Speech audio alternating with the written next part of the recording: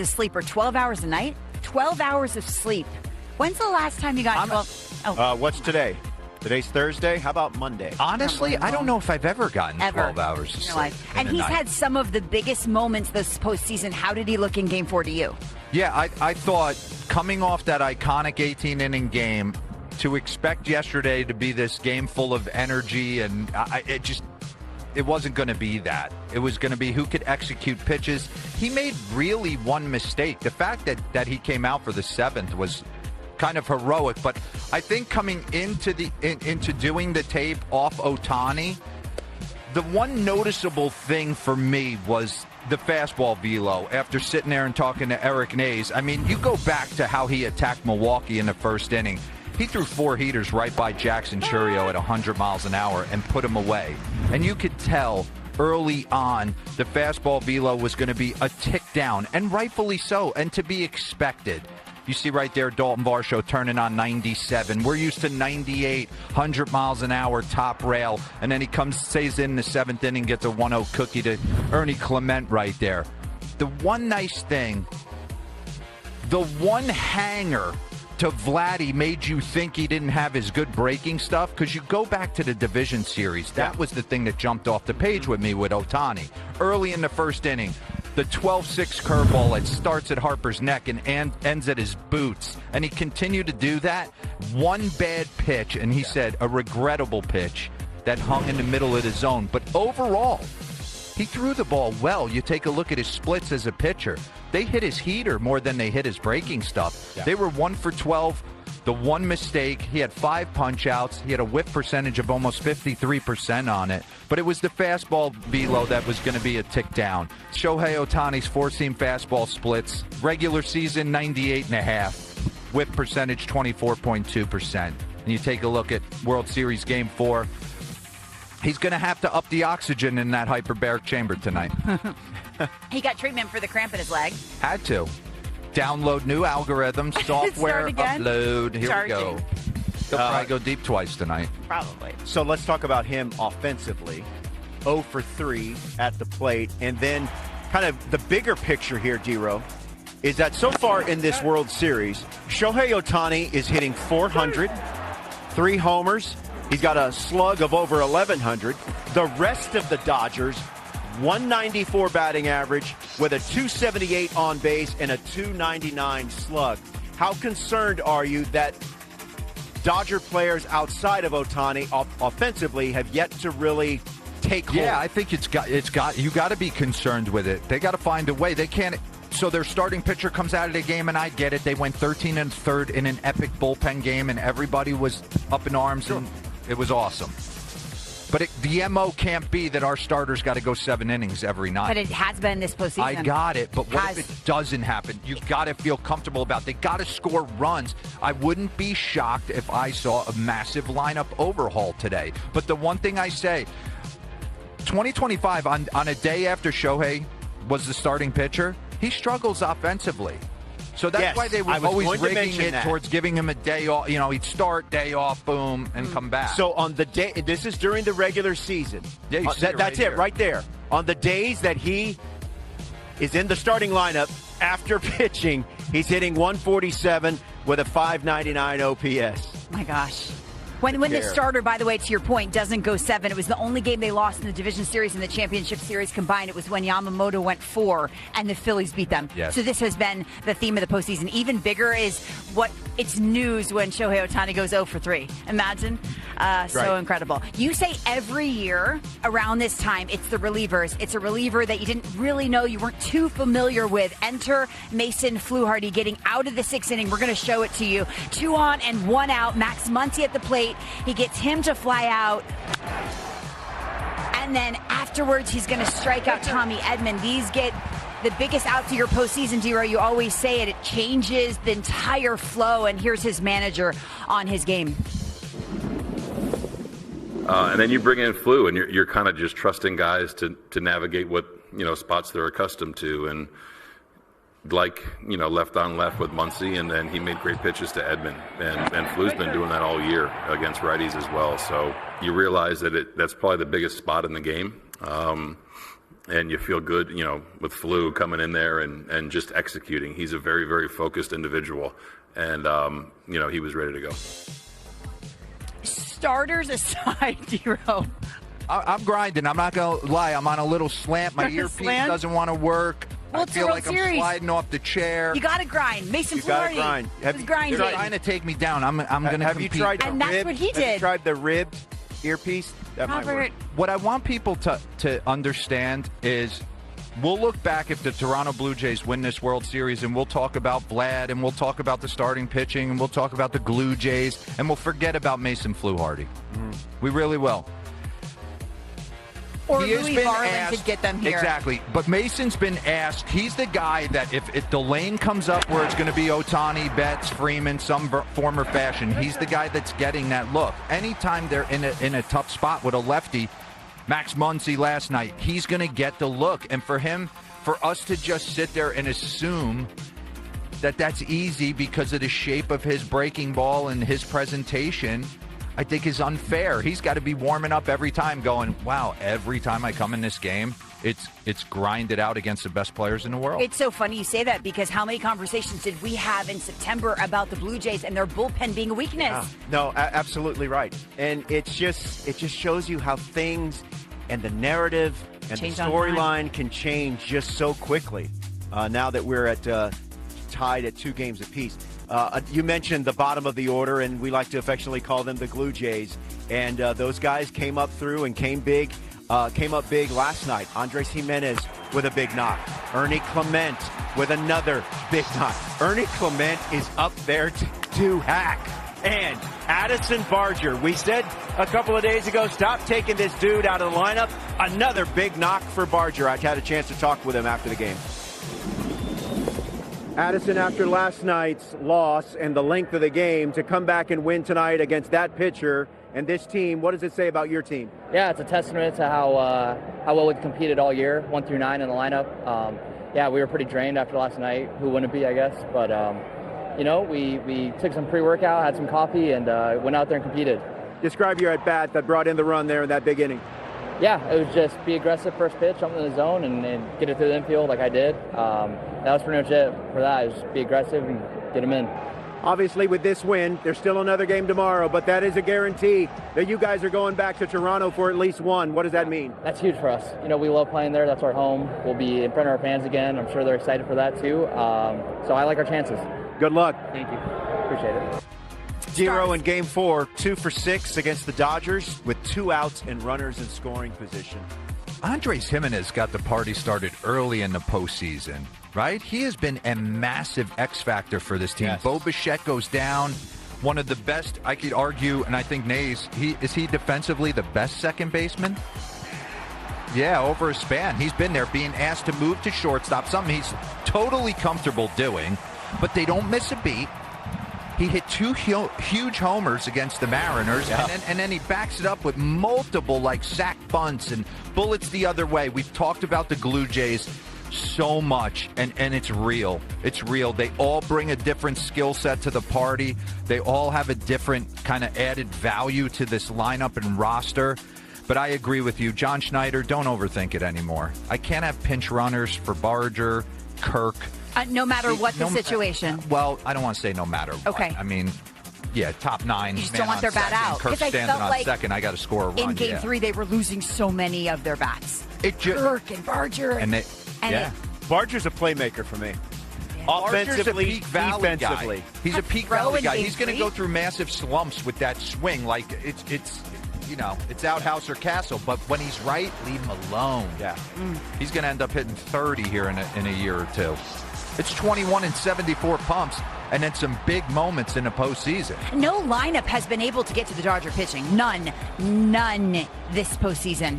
1 game for the Phillies. That's it. What's different about their at-bats collectively? We'll talk about Blake Snell. Blake Snell didn't have fastball command. That'll be the one thing you're going to... So they're able to sit on his changeup and take better at-bats. They spit on the fastball, sit on the changeup. That was the... They're tough. They're tough. They got a tough little... And then Yamamoto, he shoved. Blue Jays' 54th comeback win of the season last night. That's 1 more than the Dodgers for most in the majors this year, including the postseason. All right, let's take a quick timeout. When we come back, we're going to talk about Vladimir Guerrero Jr. and this superstar turning performance he has had in the month of October. Definitely proving his worth after that massive contract extension. John Heyman, our insider, joins us here live at Dodger Stadium. It's MLB Central on the road. A reminder, no show for MLB Central. It's a travel day, but we're back on the air for Game 6 back in Toronto. Much more from Dodger Stadium when we come back. I feel really good about just us, focusing on tomorrow's game. And Trey, I think, has been someone that's kind of come into our environment and he understands kind of how we go about it. So I don't want him to think, he has to do anything other than what we expect him to do. And it's going to take all 26 again tomorrow. But I feel really comfortable and confident with him on the mound. And tomorrow presents a new challenge against Blake Snell again. Yeah, it's another game. It's a 0-0 score. I say it every single night. Nothing that happens the night before has any effect on the next day. And so, we have another game. Yeah, it's a grind. It's two really good ball clubs going at it. Had a long game last night. They got us today, so come out tomorrow, try to go ahead in the series. Dave, you've talked off and on over the past couple of weeks about deciding, do you change the lineup, do you not change the lineup? As you balance patience versus now only 2 or 3 games left in your season no matter what, do you think it's time to maybe act on some of that? I think so. I'm going to think long and hard, and it might look a little bit different tomorrow. First of all, Dave Roberts is so good at addressing the media. He never loses his cool, and they get asked so many questions. A look at the offensive splits for the Dodgers, Shohei versus the rest of the team. And Dave said he was kind of playing with the lineup. What's he trying to do? He said in game 4, he wanted the big bats at the top, live and die with them. So it leads us to our first question in a little game we like to call Believe or Make Believe. Are you prepared, gentlemen, to answer some of the toughest questions you've ever been asked in your life? Yes or no? These are actually, good Lord, what's in the rundown that I'm missing? I had to dive in. They're confusing. Let's dive in. Dodgers need to shake up their lineup amid the offensive struggles. They're hitting just .217 over their last 6 games dating back to game 3 of the NLCS. What do you think? I would say yes, they do, and it would be very difficult for me to do it. But I almost feel like you have to assume John Schneider at no point is going to let Shohei Otani beat him. So who do you want taking the at-bat right behind him? You would say Mookie Betts on any planet, but it's been a full season of Mookie not firing at his started out with his the star illness. capabilities. Yeah.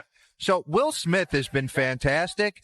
I would not be shocked if you see Will Smith hitting in the 2 slot and kind of move it Freddie, move Teoscar up, move Mookie into like the 5-ish spot. I don't know if Dave's going to pull something that drastic. But you believe they have to shake it up. They have to score some runs. They cannot just put the pressure solely on the starting rotation. Would you do something at the bottom of the order with Andy Pages? Okay, the reason I say no, because I like Alex calls ABs. I mean, he's got nice peepers at the dish. He knows what he's doing. He's hitting some balls hard, and Andy Pages is rolling over everything. He's fouled every breaking ball into the third base dugout. I wish he would get on the curveball machine and just try and force feed it to right field. I'm sure he's doing that. His defense is too good for me to take him out of the lineup. He hits 9th. The other guys have to do it, and if he runs into a 3-run bomb, he does. But that would be hard for me to take him out. It has started and ended on the mound for the Dodgers this postseason. We saw Shohei last night on the mound. Is it or no? Shohei Otani will pitch again before the end of the World Series. For what it's worth, 15 of his 17 starts this season have come on 6 or more days rest. That's not to say he couldn't pitch out of the pen. Yeah, all hands on deck. Is this the last time? I would say. What's the question? Shohei will pitch again? I say believe. I think this thing might go 7. Yeah. They're going to need some. They're going to need them. If there is a game 7, I believe that we see Shohei Otani. Yeah, if it doesn't go 7, coming out of the bullpen. Yeah, you won't see him. Last time in relief was in the WBC in 2023. How dare you? I know Max just said to mention it, so I mentioned it. I won't mention it How again. dare Never you. again. How dare you? George Springer will play again before the end of the World Series. I hate watching the camera pan to him because you know how hurt he is if he's not playing because we know him well and he's such a gamer. This is make-believe. Anyone who's ever had no oblique, for him to grab at his side like that, I'd be hard-pressed. He might try and attempt to come back. It'll last one swing if it's what I believe it to be. So I would say make believe. Yeah, this He's is done. a tough one He'll be because done. we don't know what the medicals look like and You the can't come MRI, back et from cetera. this in I do 2-3 not want days. to put anything past George Springer, but it's make believe for me. I think that he's been dealing with so much For so long. beyond the back and the side tightness. So I don't know if we see him. And I want to say this. They're a better team with George Springer in there. There's no denying it. But it allows John Schneider not to think anymore. Put Bo Bichette, DH, get your best defensive team out there. And Yeah, we saw Bichette come up with the knock in the seventh We inning did, last but night. will we see him for the rest of this series? With his knee, he's not exactly 100% either. Bo? Yeah. Yeah, we'll see. Yeah. Grab a bat and DH. Okay. You're going. You're in. We gave love to Mason Fluharty. Believe or make believe, Chris Bassett is the Blue Jays' most trustworthy reliever. Wow, after spending virtually all season as a starter. 6 2/3 scoreless out of the Blue Jays bullpen this postseason. I'm going to say make believe just because it's the sexy choice. But here's where I want to give love to Jeff Hoffman. Okay? Because since August 31st, Jeff Hoffman has allowed just 2 runs in 21 2/3 innings pitched. That's a .83. And 7 of his 8 appearances during the postseason have been scoreless. He's gone multiple innings. So, yes, I love the addition of Chris Bassett. It has really lit kind of John Schneider and myself up. X Factor.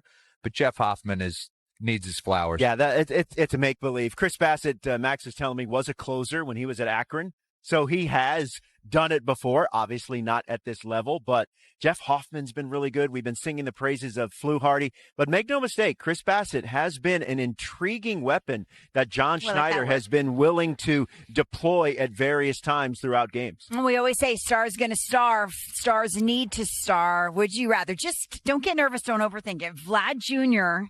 at the plate with the game on the line or Shohei Otani? Vlad Jr. on the line over Shohei.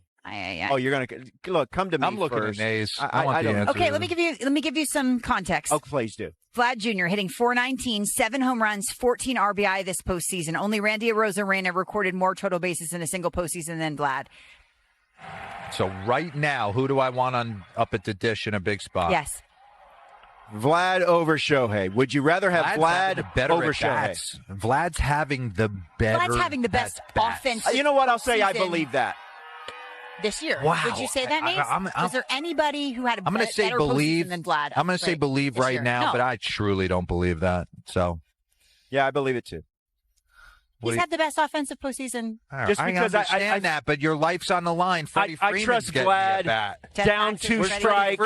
You need him to put the ball in play. Little jam shot, squibber down the line. So give me Vlad. Give me Vlad. We're surprised the World Series is heading back to Toronto. Believe or make believe. I'm not surprised. I'm not surprised. You know what? I am a little bit surprised. Really? Yeah, I thought, obviously incorrectly, that after that loss in Game 3, that maybe the Blue Jays, their time was up. Maybe they just didn't have enough in the tank. Clearly, I was mistaken. I was. Everything for me was predicated off Game 1. If Toronto could win Game 1, I knew it would eventually get back to Toronto. Okay. It was their way, John Schneider, for him to look at their team. Not that they were doubting this, but be like, come on, we can win this thing. We're not going to lay down. They're starters. They have flaws. We can pitch to them. So I'm not surprised we're going back. We can't stay in those hotels when we go back. They're like 800. I like our hotel in Toronto. Like Don't say where it is. Yeah. By the way, you convinced me of that last one because the Dodgers cruised through the division series and the championship series. I know. They only lost one time. Okay, so D-Row has fallen in love with a player, and he tells us when he falls in love for life. You love Yoshinobu Yamamoto.